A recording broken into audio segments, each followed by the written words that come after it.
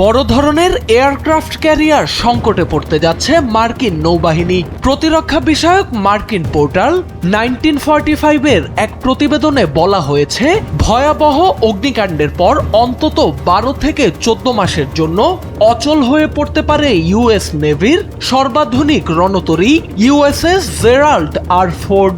বর্তমানে গ্রিসের কৌশলগত নৌঘাঁটি সৌদাবেতে নোঙর করা এই সুপার ক্যারিয়ারটি টানা 9 মাস সমুদ্রে মোতায়েন ছিল।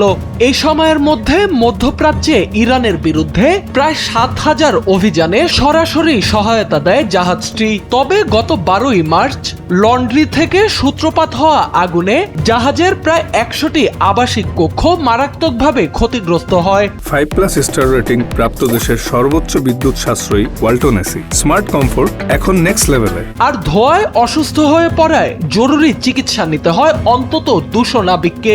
দীর্ঘদিন রক্ষণাবেক্ষণ ছাড়াই মিশনে থাকায় জাহাজটির ওপর আগে থেকেই চাপ ছিল।